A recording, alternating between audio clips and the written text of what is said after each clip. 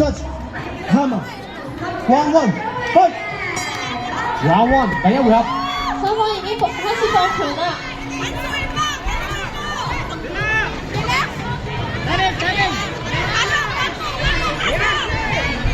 大家一開始都冇組合得比較好啊！大家一開始都冇乜試探嘅時候啊，一嚟就已經係大家已經係一個拼嘅狀態啦已經。紅方嘅進攻同組合都比較好喎。咁而家大家攞緊距離啦，嘗試揾一個距離擊打。咁見雙方嘅腳法都係相當凌厲嘅，大家都嘗試攞一個遠距離去攞一個低數踢啦，去擊中對方啦。咁踢完嘅時候就可以攞一個近距離去跟一個拳擊打啦。一個後手擊拳，再加一個橫勾拳，成功命中嘅。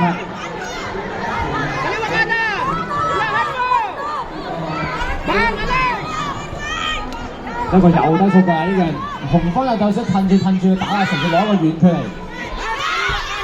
一個反擊低數踢，加一個後手擊拳。相反藍方而家步伐好凌厲喎，應該係我都感覺啦已經。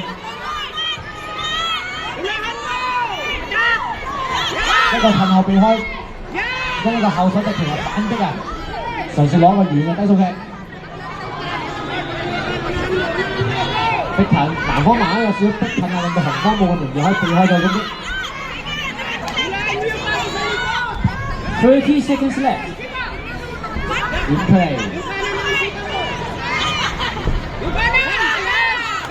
一個遠嘅低數踢。咁佢每次嚟踢完腳嘅時候咧，都會即刻跟一個後手擊拳啦。如果近距離嘅時候，咁每次踢完嘅時候，如果遠距咧，佢就即刻就踏後避開啦，唔俾機會對面反擊嘅。10 seconds。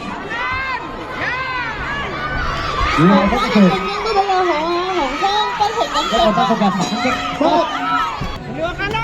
低數踢，即係跟拳嘅一個組合啦。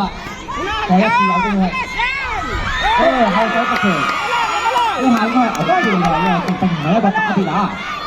咁呢個普利頭係唔可以有個拱嘅情況啦。咁但係一個拱跌咗嘅時候咧，係唔會第一個擊到嘅。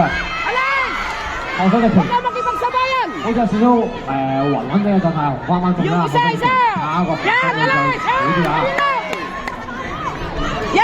又低數踢，嘗試攞一個距離去俾自己進行擊打。南方反擊上前 ，no holding，fight。留意翻喺呢個踢拳比賽係唔允許有任何捉腳嘅情況。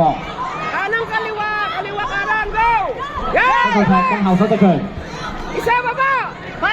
咁個組合性目前都好似係南方有優勢少少，每一場組合拳我命中嘅機率係高過紅方少少嘅。低數踢，再一個直撐腳，令到紅方未能夠踏上前進攻啊！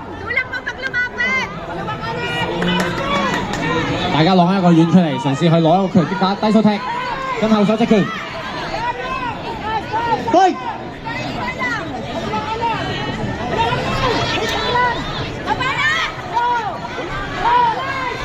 低數踢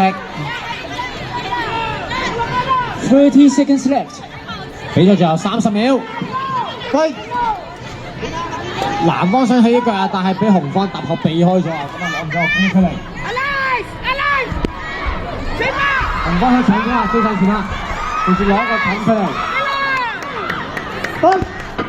10 seconds， 最後10秒。action。低數踢，同時進攻啊 ！End of round 2， 第二回合結束。